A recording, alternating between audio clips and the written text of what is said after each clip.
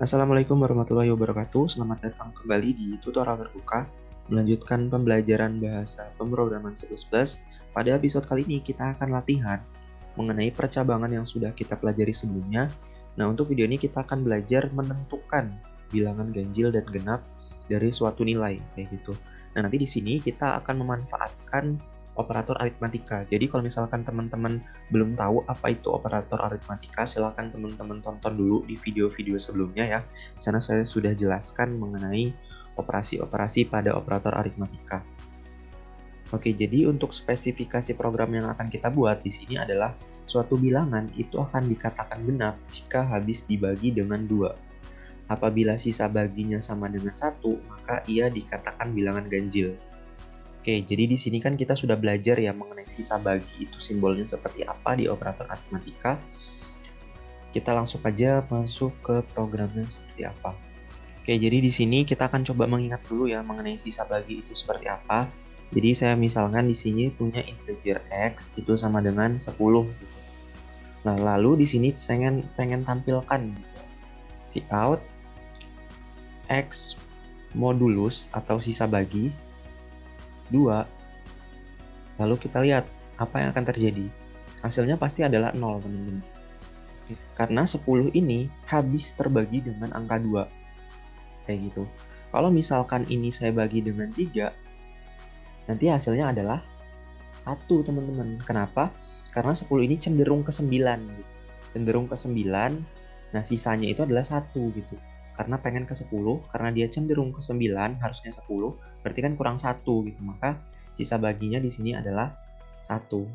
Oke, kayak gitu ya. Nah, itu adalah konsep dari operator sisa bagi atau modulus yang sudah kita pelajari di operator aritmatika. Nah, sekarang kita akan coba latihan ya. Cout di sini.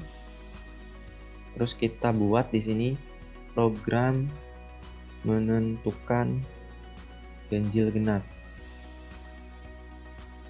Kemudian jangan lupa ya dikasih n-line supaya ada spasinya. Lalu di sini kita buat variabelnya apa. Nah, misalkan variabelnya itu adalah x gitu ya. Nah, x di sini belum saya kasih nilai. Kita manfaatkan cin nanti teman-teman untuk masukkan nilainya. Di sini kita buat masukkan nilai, masukkan angka gitu ya. Masukkan angka, kemudian titik koma, kemudian kita buat cin. Kita masukkan si angkanya tersebut ke dalam variabel x, titik koma. Oke, kita coba jalankan dulu ya, kita tes. Oke, masukkan angka 10 gitu misalkan. Oke, programnya selesai gitu aja. Nah, sekarang kita buat percabangannya. If, jika x itu dimodulus dengan 2 itu sama dengan 0, maka kita cout, kita buat di sini x, kemudian kita buat string di sini adalah bilangan genap karena dia habis terbagi dengan 2. Oke. Kemudian kita kasih n-line aja di sini, koma. Nah, kemudian kita buat di sini else. Kalau misalkan nanti dia bukan 0 hasilnya atau 1 atau bilangan yang lain gitu ya, maka nanti di sini tampilkan cout x, kemudian di sini adalah bilangan ganjil. Kemudian kita kasih n-line, titik koma. Oke, jadi di sini percabangannya sudah selesai. Sekarang pengen saya tampilkan cout program selesai. Program selesai. Kemudian titik koma. Nah, sekarang kita coba jalankan ya teman-teman. Jalankan, kita masukkan angka. Misalkan angkanya 20. Apakah angka 20 ini genap atau ganjil? Kita jalankan. Oke, dia akan tampil 20 adalah bilangan genap. Ya gitu. Sekarang coba kita jalankan lagi.